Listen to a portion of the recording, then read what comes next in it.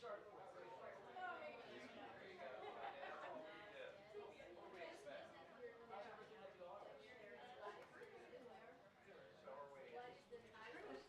you? Oh, hey, how are you? I'm good. You in there? Yeah. All right. How are you? I see you. You're so fine.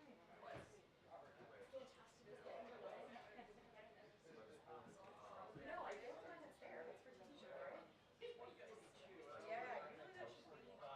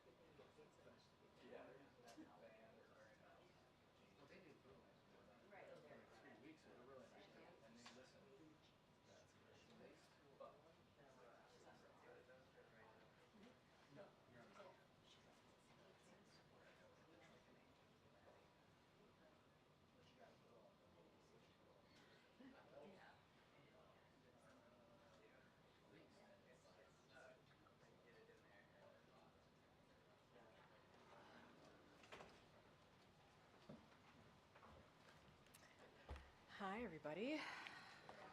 Good afternoon. Good afternoon. Okay, I have a couple things at the top. Please bear with me. So, on Saturday, a suspect shot and injured 5 individuals along Interstate 75 in Kentucky and is still at large. We are praying for those who were injured and wishing them a speedy recovery. The president was briefed over the weekend, and he urges residents to remain vigilant and listen to local officials as they continue to investigate. The administration is in touch with state and local officials, and federal law enforcement is supporting the local investigation and efforts to apprehend the suspects. Next, we are praying for the thousands of Americans under mandatory evacuations under orders out west. Senior administration officials are monitoring the fires, including the Line Fire in California and the Davis Fire in Nevada, and are in close touch with state and local leaders to ensure they have the resources they need. Over 7,000 federal personnel are supporting local firefighting efforts across multiple states. Residents in the affected areas should remain vigilant and heed the warnings of local officials, especially those who have been ordered to evacuate. President Biden and Vice President Harris believe that health care is a right, not a privilege, and the mental health care is health care, period. But for millions of Americans, care for mental health and substance use conditions is still hard to find and hard to afford. Today, the Biden-Harris administration is taking a step forward, changing that by placing new requirements on health plans that will improve and strengthen access to mental health care for 175 million Americans with private health insurance. For the president, it's simple. If you have a mental health crisis, you should be able to access the care that you need, the same way you access care for a broken bone or a heart attack. Addressing mental health crisis is a key priority for this president, for this administration, and the steps being taken today will dramatically expand access to mental health care in America. And finally, later this afternoon, the president will be joined by elected officials and advocates to celebrate the 31st anniversary of the Americans with Disability Act and mark Disability Pride Month. One of the president's first acts as a U.S. Senator was co-sponsoring the Rehabilitation Act, which banned discrimination on the basis of disability by any entity funded by the federal government and paved the way for the Americans with Disability Act. Since taking office, President Biden and Vice President Harris have carried the same commitment to ensuring disabled Americans are treated with dignity, respect, and inclusion, are able to live and thrive in their communities. Under this administration, the Biden-Harris administration, Americans with disabilities have seen historic increases in employment and earnings, and the administration has taken significant steps to protect civil rights and promote full participation in society. And that work will continue. With that, I will turn it over to my colleague, Admiral John Kirby, who's here to take some questions on the House Foreign Affairs Committee's report released yesterday on the Afghanistan withdrawal. With that, Admiral. Good afternoon, everybody. As you saw today, House Republicans released their investigation report into Afghanistan withdrawal. This comes, of course, 2 years after their first report, and this one says little or nothing new. We've already issued comment about the one-sided partisan nature of this report, so I'm not going to belabor that right now, but I do think a brief rundown of actual facts is important. First, on the very day this administration took office, the Taliban was in the strongest position it had been in years, and the Afghan government the weakest. The Trump administration cut a deal called the Doha Agreement that mandated a complete U.S. withdrawal from Afghanistan, and yes, that included Bagram Air Base, by the end of May 2021. That deal also released 5,000 Taliban fighters from prison. 5,000 fighters. In return, the Taliban agreed not to attack U.S. troops, which is a good thing because the former president reduced our presence in Afghanistan from about 14,000 down to 2,500. As General Frank McKenzie, former commander of U.S. Central Command, said himself in testimony, the Doha deal had a, quote, really pernicious effect, unquote, on the Afghan government and military. As we saw, it demoralized them and it disenfranchised them. They knew right then and there that America was on its way out. Indeed, in October of 2020, then President Trump ordered his military to rush the exit from Afghanistan and have everybody leave by Christmas of that year. President Biden, for his part, faced a stark choice when he came to office. Abide by the flawed agreement and end America's longest war, or blow up the deal, extend the war, and see a much smaller contingent of American troops back in combat with the Taliban. He chose the former, and he was able to buy additional time to prepare for that withdrawal all the way into the summer. And we as a nation are safer for it. Any and every discussion about what happened in Afghanistan has to start right there. Sadly, the report does not dwell on it. Now, there's some other falsehoods, too many to mention, but a few do stand out, and I'd like to tick them off if you don't mind. One, there was, in fact, planning for evacuations, planning that started in the spring of 2021 and included all the requisite agencies.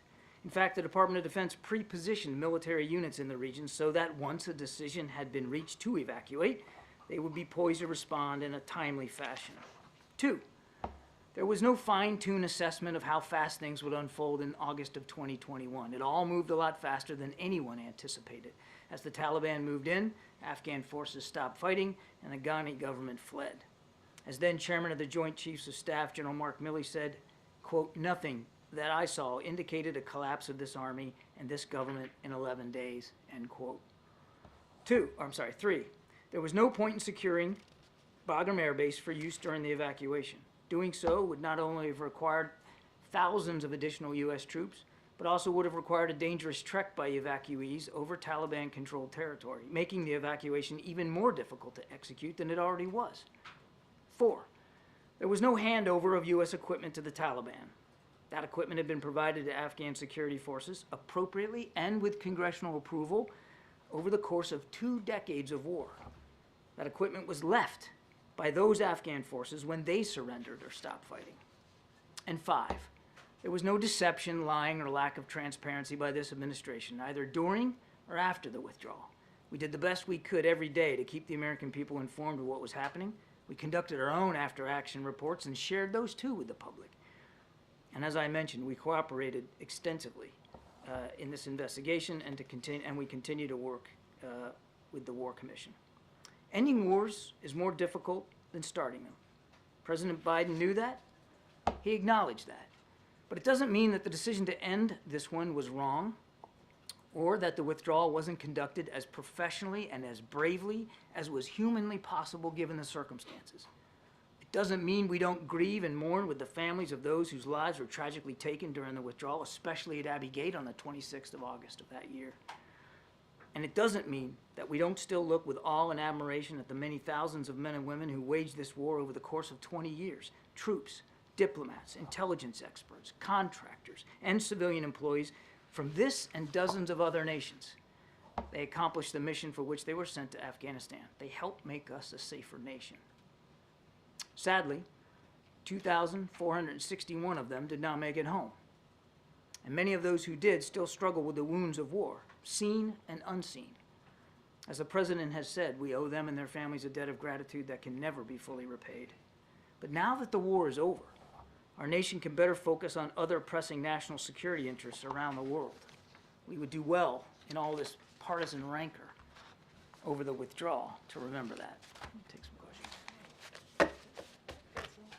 Thanks, Admiral. It's been reported that Iran has sent short-range ballistic missiles to Russia for use in Ukraine. Can you confirm that this transfer happened, and how concerning is this? I cannot confirm the reports that the transfer has happened, but I would point you to what we've said in the past, that any such provision of that kind of technology would not only have a deleterious effect on the Ukrainians' ability to continue to defend themselves and certainly on the lives and livelihoods of Ukrainians, but could, depending on what the deal, how it's consummated, have equally deleterious effects on the Middle East.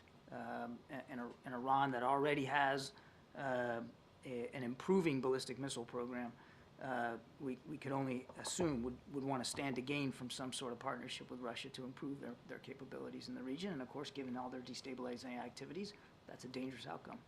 And is the White House prepared to increase pressure on Netanyahu to accept a ceasefire deal, potentially doing something similar as the United Kingdom in terms of withholding more weapons? I can't think of anything we haven't put more pressure on ourselves on than to try to get this deal.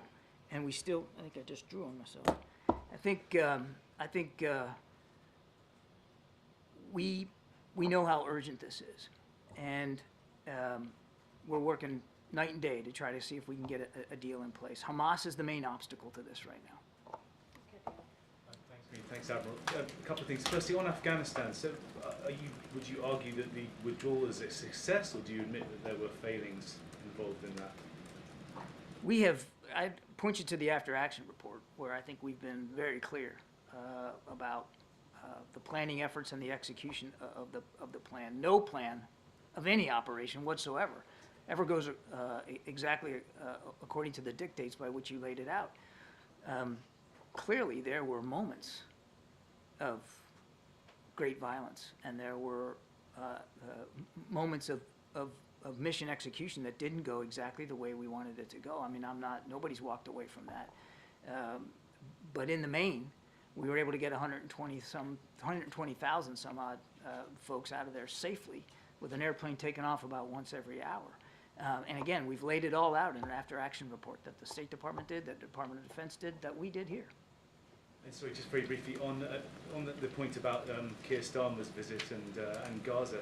I mean, is the president going to be pressing Prime Minister Starmer to perhaps reverse his decision on the arms sales, or conversely, might he be seeking some advice about about how the U.S. might do that and halt arms? We're looking forward to the visit. There's an awful lot to discuss. I think you can expect the Prime Minister and the President to talk about what's going on in Ukraine, what's talking about the Middle East, even in the Indo-Pacific.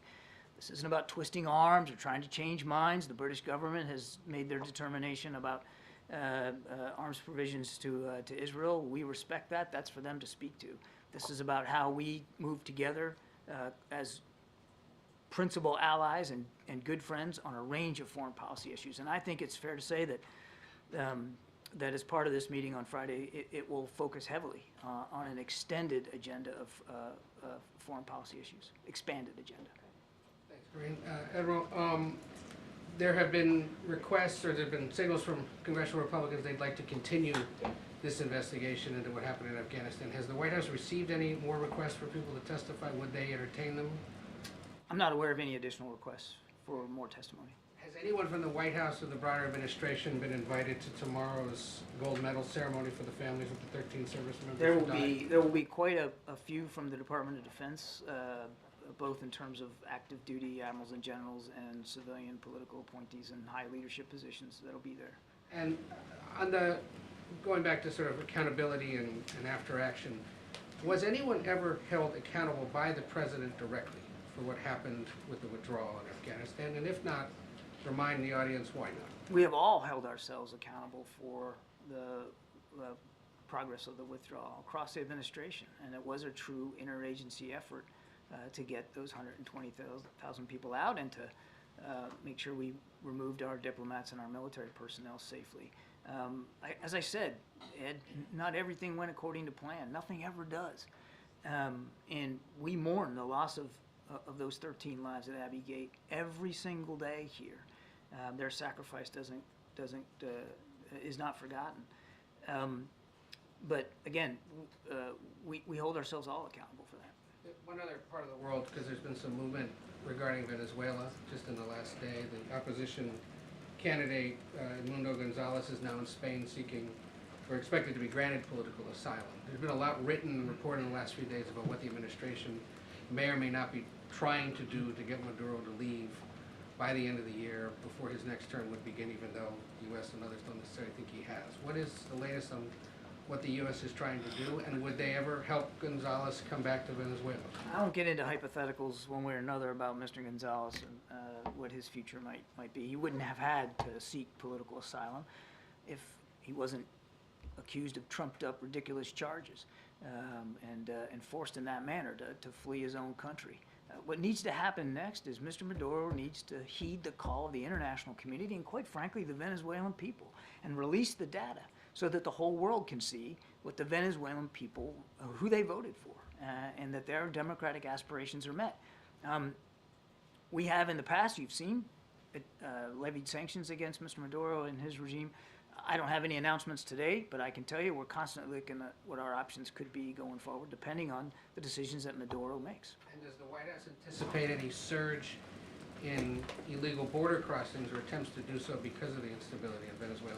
Haven't seen that play out. I mean, obviously, we'll watch this as closely as we can. As you well know, the numbers at the southern border have reduced and reduced significantly in the past months, but have not seen any indications of a surge coming out of Venezuela.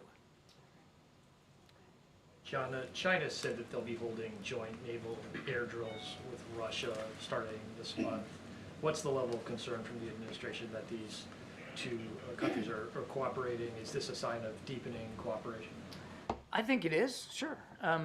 We've been watching this defense relationship grow and deepen over the last couple of years to include the exercise of their militaries in both air, at sea, even on the ground. So we'll watch it like we watch all exercises. But I don't. These are two nations that don't have a long history of working well together. Certainly not militarily. These are two nations that don't necessarily fully trust one another in the region or beyond, around the world. So I see no reason for us to change our own military posture or deterrent posture as a result of this exercise. This is a long planned exercise. It's a part of their regimen. So we'll watch it and monitor, but there's no there's no dramatic imminent concern about it. All right, just a couple more. Go ahead. Thank you, John. Firstly, on China, there are a raft of bills up for vote in Congress this week that have to do with keeping China from accessing Inflation Reduction Act funding, that limit their EV market, that try to counter their influence on culture. Are these things that the administration supports? And do we expect to see these carried through in the Harris administration? Well, let's see where it goes. I don't like to talk about draft legislation one way or the other. Okay. Well, let's talk about Afghanistan then. Chairman McCall drew a direct line and countered something you just said, which is you said they helped make us a safer nation. He believes that the withdrawal from Afghanistan. Do you need a minute? He argues that the withdrawal from Afghanistan has in fact made the United States more susceptible to terrorism because of those prisoners released from Bagram.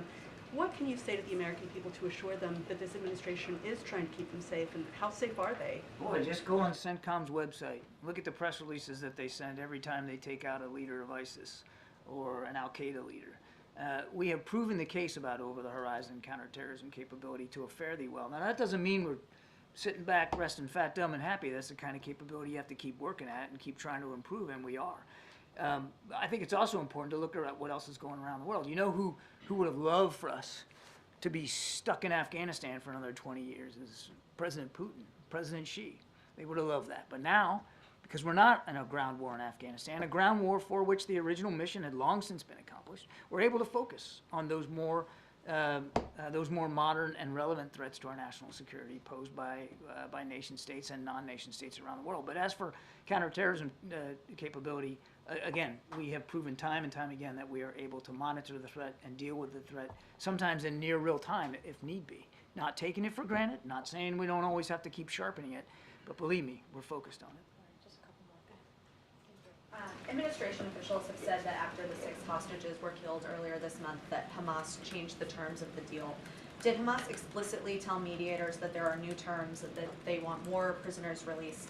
And would you still characterize negotiations as on the verge of a ceasefire and hostage deal? To your first question, yes, Hamas did change some of the terms of the exchange, and that has made it more difficult for us to get there. I'm sorry, your second question was?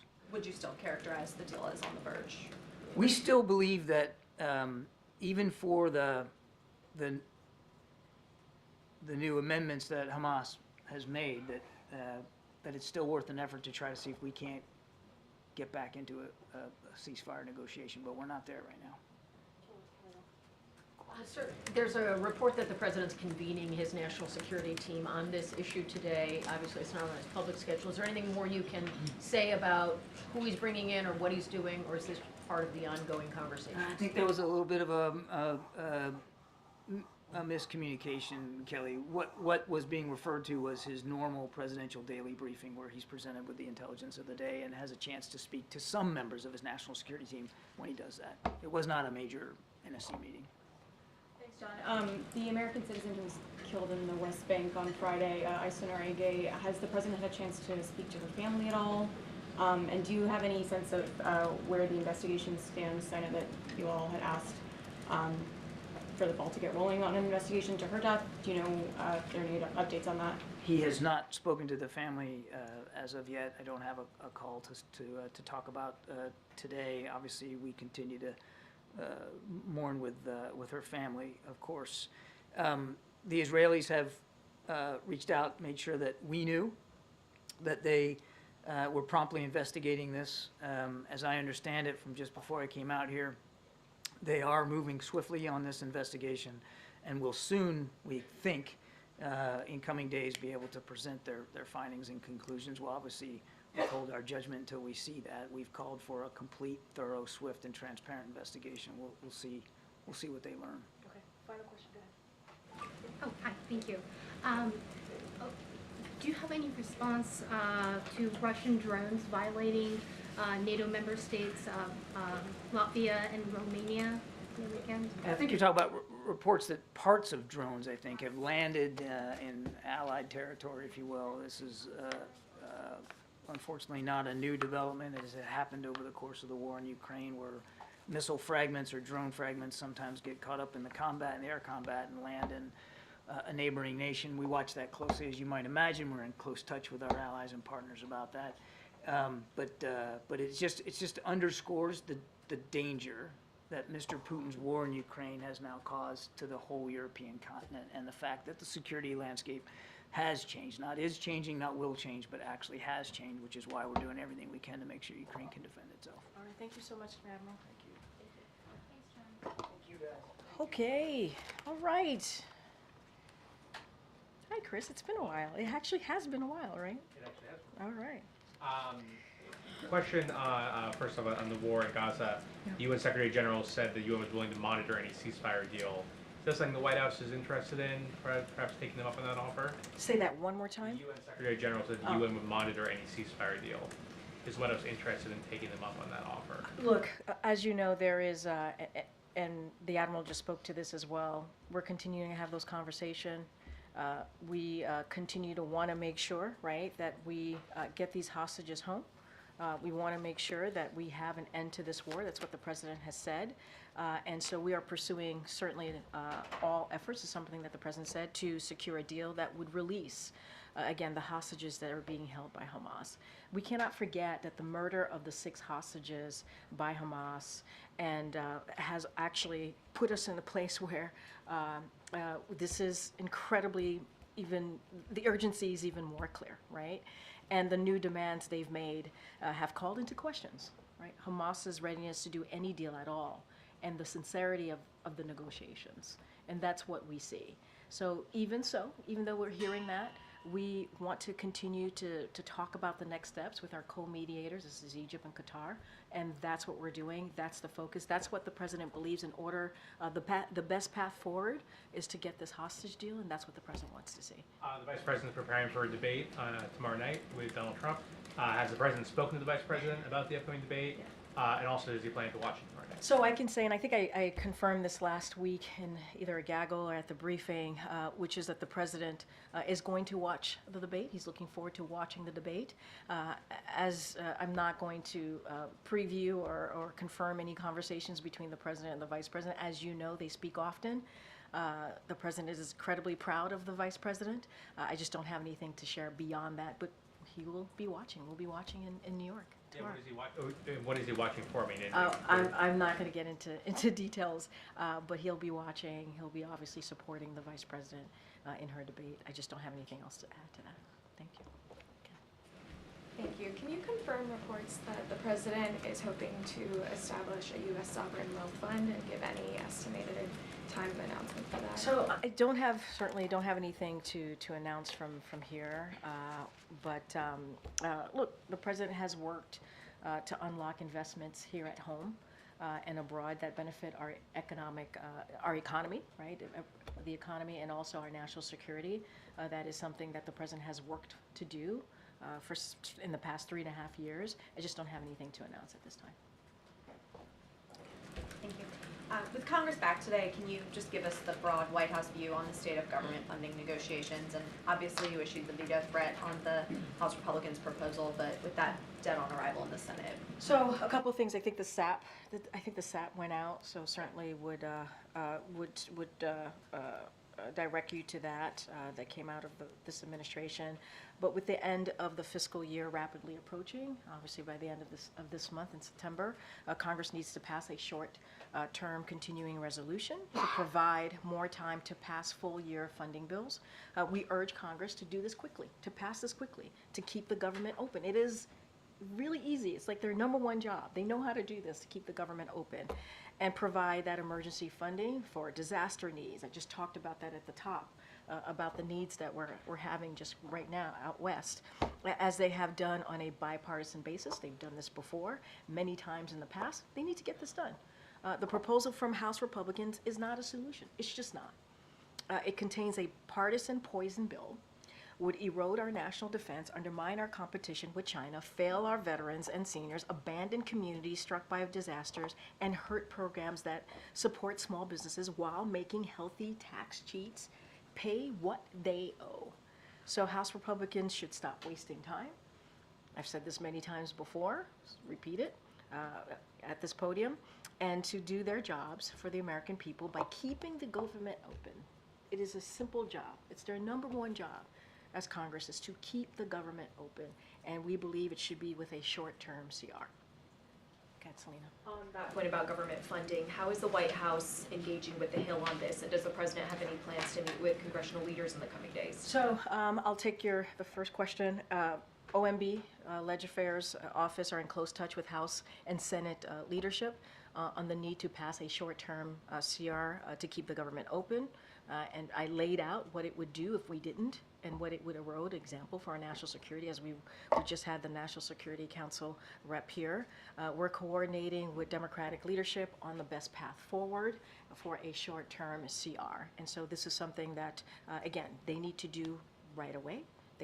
They've done it before, many times before, in a bipartisan way. It is their number one job. Again, OMB and our Leg Affairs Office. And to your second question, the president speaks regularly with congressional leaders and gets updated regularly as well from his staff. And Congress knows how to do this. They do. They know how to do this. This is the most basic thing, most basic part of their job, is to keep the government open. So they know this. They don't need to hear from the president on this directly. They know this. They know this. And they can do it in a bipartisan way, as they have in the past. And on the debate, when's the last time that President Biden spoke to Vice President Harris, and do they plan to speak again before she takes the stage tomorrow night? And just anything you can share about the advice or words of encouragement, or just what those conversations have been like? I'm not gonna detail any private conversation that the president and the vice president has, whether it's debate or not debate. It's not something that I'm gonna do at all. But I don't have a readout of the last conversation that they've had. What I can say is that he'll be watching. He supports, obviously, the vice president, is very proud of her, and I just don't have anything else to add. And will the president be watching with staff or his family tomorrow night? The president will definitely be watching. I know I will. I know you all will. I don't have anything beyond that. Yeah, Jackie. Thank you, Corinne. 31% of... Good job, Len. Thank you. It had wings and now it's dead. 31% of... I killed a bug. You're welcome. It was very Anyway. dramatic. Someone had to do it. I know, and the job was done. The job was indeed done. Thank you. You got the job done, for sure. Thank you. 31% of registered voters said in a New York Times Siena poll that they still need to learn more about Vice President Harris. So why is she spending so much time trying to define Trump and link him to Project 2025 rather than define herself? I mean, look, those questions, obviously, those are campaign questions. You would have to ask the campaign. and that is for them to speak to. And what I will say is, what I can say is that as far as contrast, the contrast can't be more clear. It couldn't be more clear. If you think about 4 years ago, America was reeling. It was reeling. In a once-in-a-generation pandemic, it was isolated from the world stage. Crime was up. The middle class was sidelined. We saw an insurrection on January 6th in 2021 that the former president led. And so, and you think about today, where we are today, 3.5 years later, we're leading the strongest economy in the world. You hear the comeback stories in places like Milwaukee, to Dayton, to Scranton, Pennsylvania. And so we have done what people said we couldn't do, which is turn the economy around, turn the country around, be a leader on the world stage. And I think it's important for Americans to know and to be reminded where we were and where we are. And look, and the president certainly agrees with her. He agrees with her, her leadership, her policy decisions.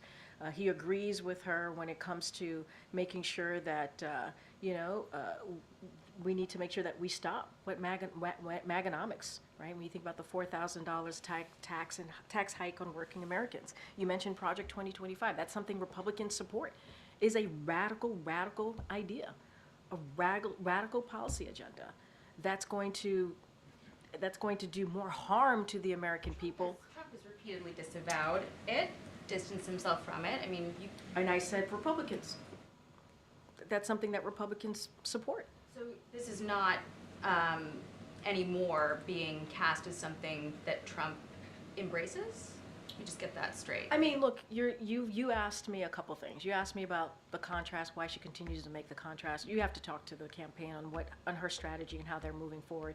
I laid out for you the contrast could not be more clear where we were when we walked into this administration, when the president walked into the administration, where we are today. And that's because of this leadership of this administration, the Biden-Harris administration.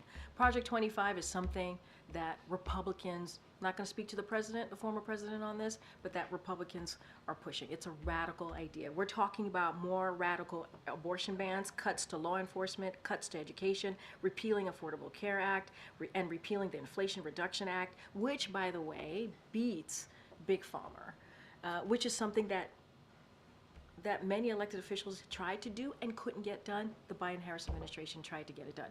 That's what I can speak to, and that's just a reality. That's what's in that agenda. That's what Republicans are pushing, and that's what I can lay out for you. To the campaign, but the campaign's not holding regular briefings. They don't have a forum, a Q&A forum like we have here, and you're the spokesperson for the Biden-Harris administration. I literally just answered your question on why the contrast could be more clear. I just answered your question about Project 25 and what it's trying to do and what Republicans are supporting.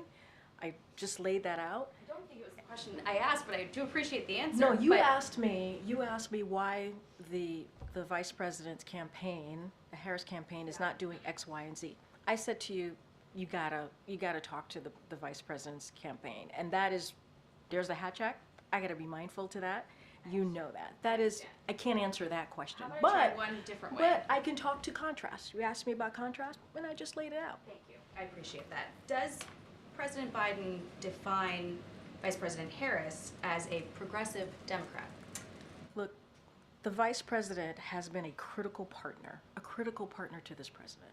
All you got to do is look at the record and what we have been able to do in the past 3.5 years, the Biden-Harris administration's been able to do. You think about the economy, you think about healthcare, and you think about these really important generation-changing legislation that are now laws, obviously. I just talked about beating Big Pharma. That's important. That was the Inflation Reduction Act that only Democrats voted for. Now Republicans want to repeal. They want to take that away. Taking away lowering cost for the American people. And so, to be clear, lowering cost on medical care and pharmaceutical drugs and also energy bills, right? That's two really big part of the Inflation Reduction Act. The president is not going to be labeling the vice president. She has her policies that she is, obviously, that he's in line with, that she has put forth in the past week or so. He supports her. He believes in her leadership. And that's what I can share with you. We are allowing for a contrast with Trump, but not a contrast with other Democrats. Because Senator Bernie Sanders, for instance, said that he still views her as a progressive Democrat. He said that she's, in fact, not abandoning her ideals, but making a pragmatic play toward the center to win the election. And that sends a chill down the spine of some people who might be in the middle or to the center right, considering her, and when she's been trying to position herself as a more moderate figure now than she was in 2020, where does she stand exactly? So, first of all, the senator is going to speak for himself. That's for him to speak to. I'm not going to get into I agree or disagree with him. What I can tell you is this president believes in her leadership and believes in her bold policy agenda. That is something that the president is in line with her on, right? And we're talking about strengthening the middle class. That's what we believe her bold policy agenda continues to do. And that's important. You hear the president talking about building economy from the bottom up, middle out, and strengthening the middle class. We're in line. More economic opportunity. The president wants to see that. And we're talking about like tax cuts for working people, fighting corporate pricing gouging, lowering costs, having the wealthy pay their fair share. We're in line. We're in line with what the vice president is putting forth. Her bold policy agenda to make sure that we do not leave people behind. I'm not going to stand here and label the vice president. The senator has every right to say whatever he wants to say. What I can say is the president agrees with her bold policy agenda and her leadership. Wait, did I just call on you? Okay, let me just try and get other people. Go ahead, Karen. Go ahead, Karen. The Congressional Black Caucus today released its corporate accountability report on diversity, equity, and inclusion. It asks corporate organizations to reaffirm their commitments to DEI, update on racial equity investments, and work with the CBC to create legislative solutions that will help close the racial wealth gap. Does the administration have a reaction to this report? Have they engaged with the CBC or advised them about this report at all? So it just came out. We hadn't had a chance to review the report, but this is something that this administration believes, how diversity is our strength. You hear the president say this, and that is something that the president believes. And that is true whether it's in schools, our military, or businesses. It is important. And it is true for our government, where he has assembled the most diverse presidential administration in history. That is something that this president and this vice president has done. And just a couple of things. In June, when senior White House officials, they were able to welcome business executive and civil rights leaders to the White House for a discussion on ensuring how Americans have access to economic opportunities. That wasn't that long ago, just a couple of months ago.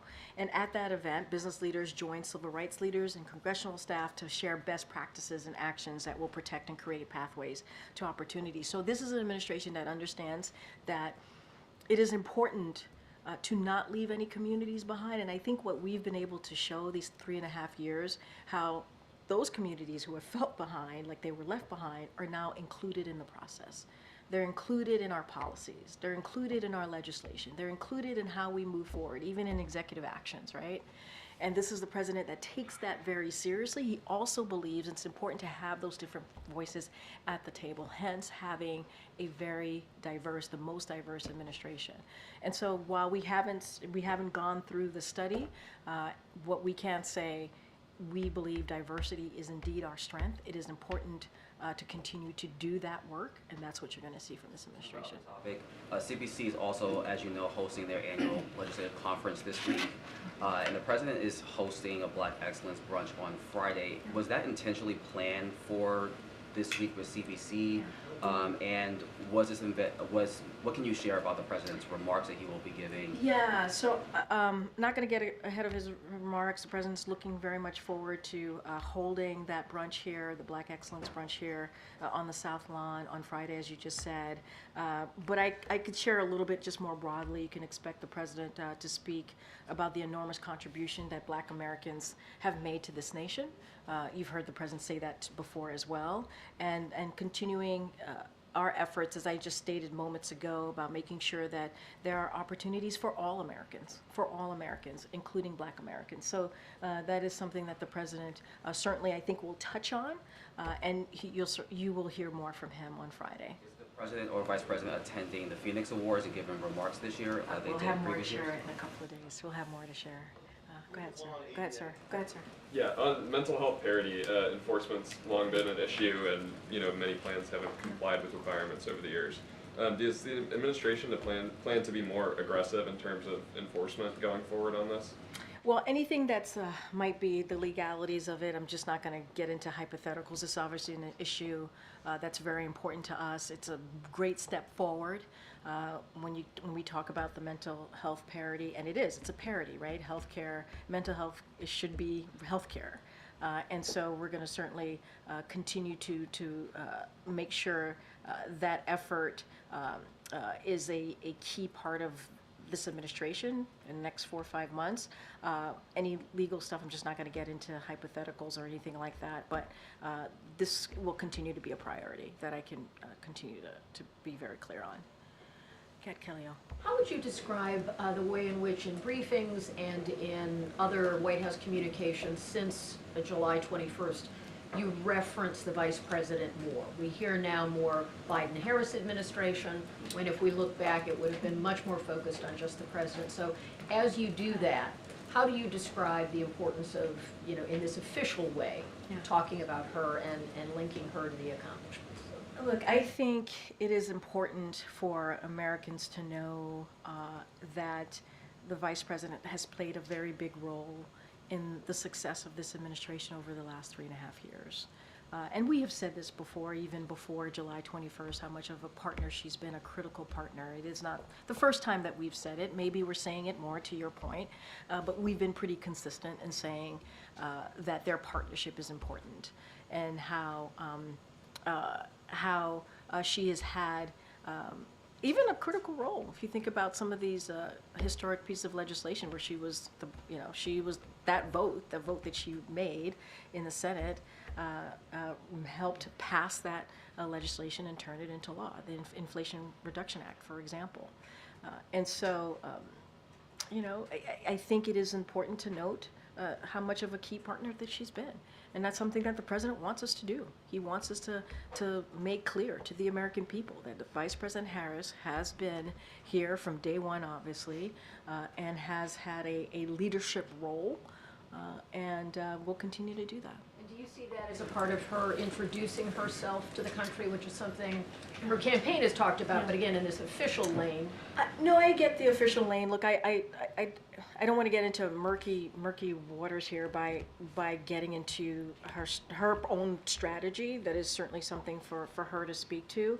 But we want to make sure that people understand, the American people understand, that this continues to be a partnership. This is a partnership, and we've said that before. We've said that throughout the last 3.5 years, and the president respects her leadership.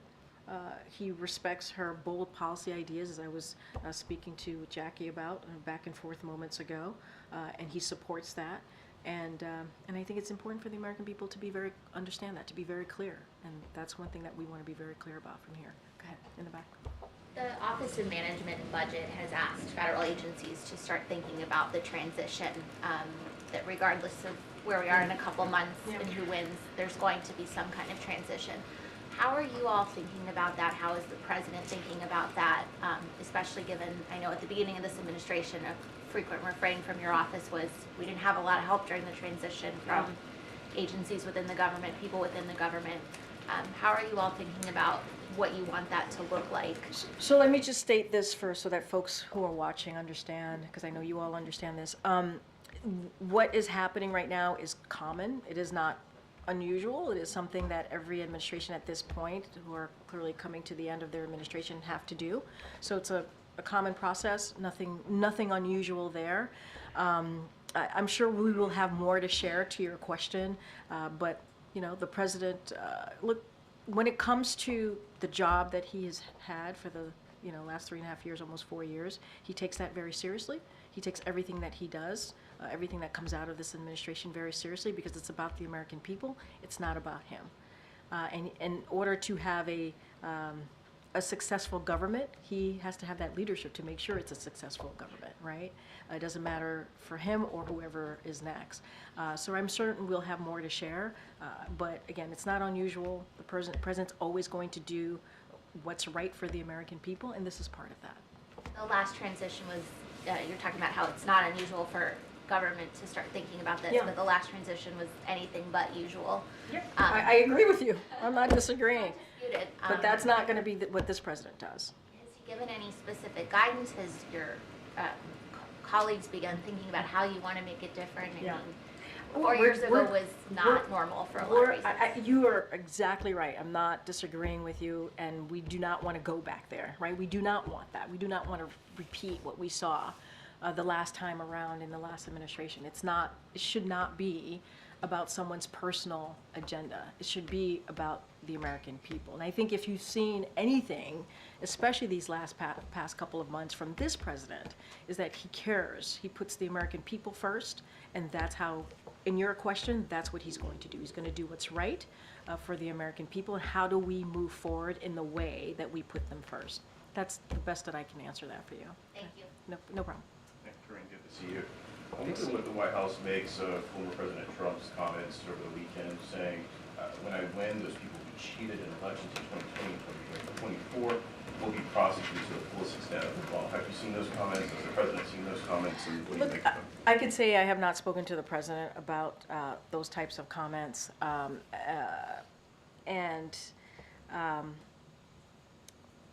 Look, and I want to be careful because obviously he's saying it as in his campaign capacity, but that type of rhetoric is dangerous. This is not who we are as a country. This is a democracy. And so that's what the president believes. That type of rhetoric is coming from, a former president, is dangerous. I mean, we saw what happened on January 6th in 2021.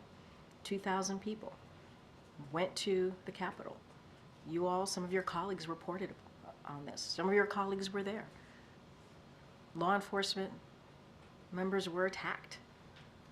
It was a dark day in our country because our democracy was attacked.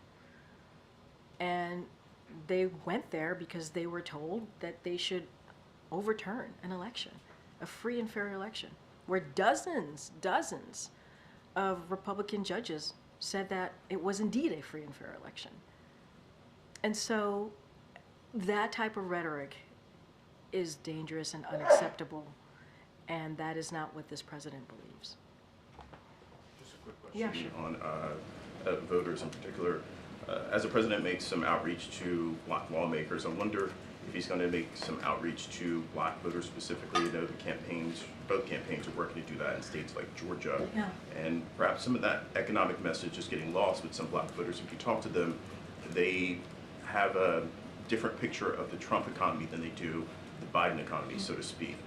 How's the president, the vice president going to talk directly to black voters about the economic issues at hand? So I got to be careful because you're asking me about a strategic play, a campaign play, when you're saying voters, black voters in particular, in your question here. So you would have to ask the campaign specifically on how they're going to do that, what their outreach is going to be. But in terms of the record And I hear the question, so I just have to be really clear. We respect Hatch Act, we respect the law here, so I can't speak to a strategy here, but it is what you have seen this president, this administration do, cabinet secretaries, this president, obviously the vice president in her official capacity, is that we try to go out there, right? We go out there, we meet the American people where they are.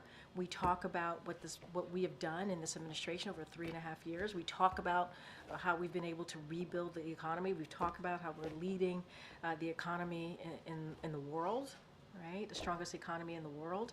And it is not done by accident. It was not by accident.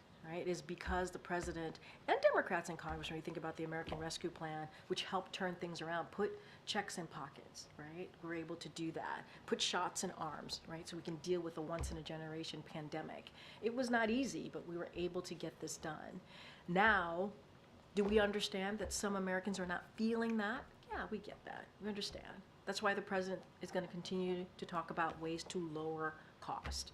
You saw the president and the vice president recently, a couple of weeks ago, or just last week, a couple of weeks ago, talk about how the drugs that are going to be lowered in cost because they were able to beat Big Pharma. And so now Medicare is able to do those negotiations. That matters. That matters to Americans. So we're just going to have to continue to talk about it, let Americans know. I can't speak to the campaign strategy. That's something that they'll speak to. But the president believes it's also his job to communicate directly with the American people and to let them know what we're doing. And the economy, the healthcare, climate change, even on the world stage, and how we're being in our leadership and how we're leading in that way. And so, we're going to continue to do that, be out there. Recently, the U.S. identified the first case of H5N1 in a person that had no known animal contact. And I wonder if that changes the posture of the White House's pandemic office, or if there's any updates as to how the administration is tackling this outbreak. So look, we take all of this very, very seriously. So what we're going to continue to do is continue to monitor and help states where it's needed, right? Assist where it's needed. I don't have an update for you, but obviously our number one priority when it comes to the pandemic office and also other White House offices, and what we're trying to do here is we want to make sure that American people feel safe in communities out there, and so we're going to monitor it. I don't have an update for you here at this time, but we take this very, very seriously. I think we're going to start wrapping up. Go ahead, Ed. I know. Thanks. Great. I'm going to ask you about jobs. So the Biden-Harris administration, the Biden-Harris administration has been touting manufacturing jobs for the past year. But the last jobs report showed that manufacturing lost 24,000 jobs, and the trend over the past 3 months has been a loss of 11,000 jobs per month on average in manufacturing. So why is it going the wrong direction? So look, we pay attention obviously to all these reports. What we also want to do, yes, we pay attention to reports, we pay attention to data, but we also want to make sure it's taken into context. And so we can't lose that as well. A couple of things, manufacturing investment has hit all-time highs for 6 consecutive quarters. That's important. Factory construction has more than doubled to an all-time high. And it takes time for factories to build and to be built, and also manufacturing jobs to be created.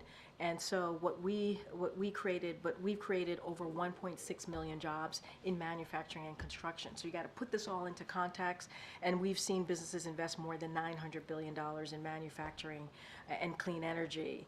And one analyst said, and I quote them, "After years of inaction, America is now building factories at a rapid rate." And that is because of what we've been doing, which is investing in America. And there's always more work to be done. And that's something that you can see from this administration. So you need more time. Is there a time frame as to when those jobs will materialize? I don't have a time frame for you, but what I can say is we got to take them all into context, right? We do. Like, data is important. We pay attention to reports, but we can't miss what we've seen the last 6 months, right? Consecutive 6 months as well. We can't discount the investment that this administration has been able to make into manufacturing, right? We can't discount the 1.6 million jobs that have been created. That is important. The $900 billion in investment, we can't discount any of that, right? That has to be put into the context as we're looking at this particular question that you're asking me about manufacturing jobs. All right, everybody. Thank you so much. Thank you so much.